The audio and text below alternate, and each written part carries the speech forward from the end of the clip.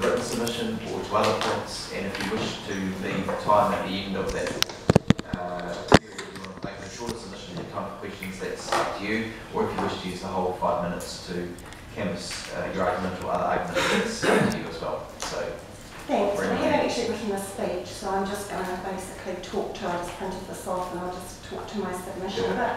But the first thing I want to ask is, there's only 2 MPs here, is that right? In the subcommittee, yes, hearing, we've split into subcommittees and then we're taking the evidence back to discuss. It's a committee process. Yeah, I actually think, I just want to make myself heard.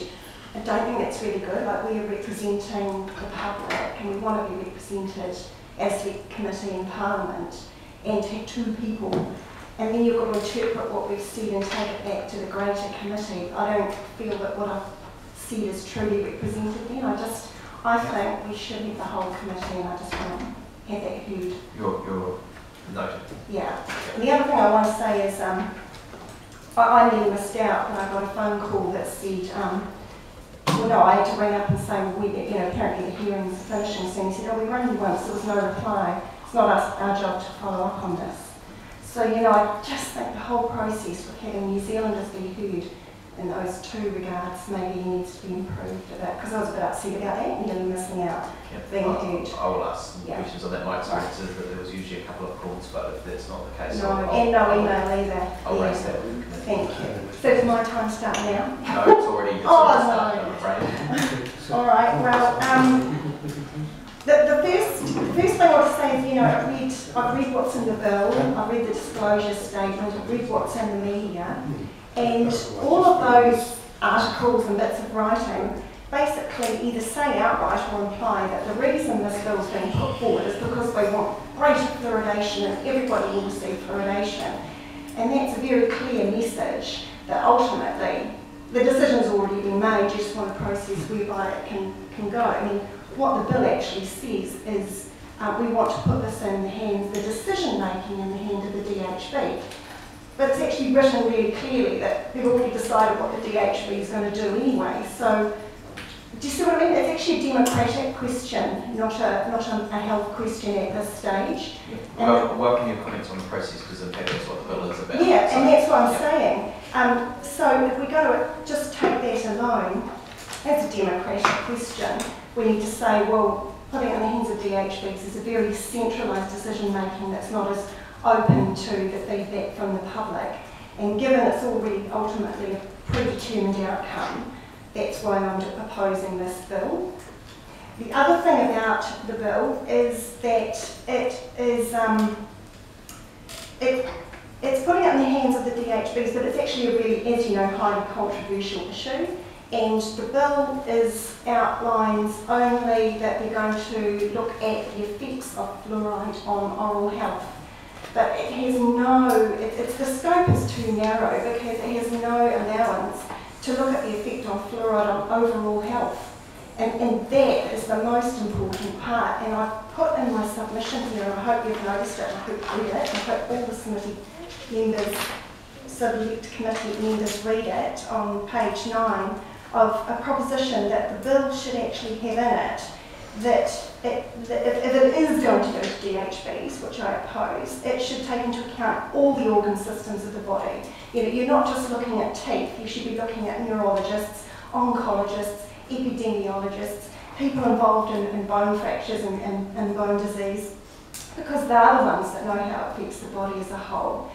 And I really want to point you to the end of page 9 here, because the bill should have lots of things in it, like reviewing the information periodically. There's more information coming up all the time, even since 2014, which is when you did your New Zealand review on this.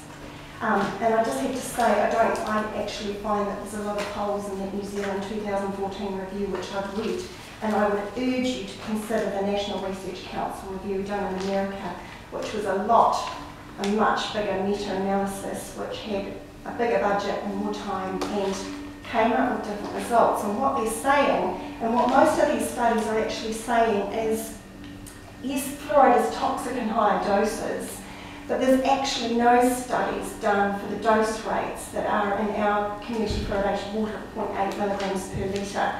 And my point is just saying, well, we can't prove it's toxic at the lower dose levels isn't sufficient to therefore say, therefore it's safe.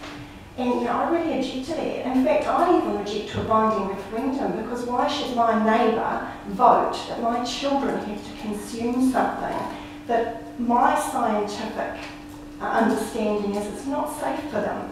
So I actually think that this should be an opt-in thing. You should provide education to people, and if they wish to put fluoride into their bodies, it's very cheap to stick some sodium fluoride tablets in the chemist. Was that Bell my timer, or was it somebody's phone? I think somebody else. You've already gone over your 5 minutes. Oh, have I? You should have stopped me. That's all right. All right. Right then, are there any questions? Well, I do have Luke, I think Yes, sorry. Look, you talked about the democratic process with this being shifted to DHB.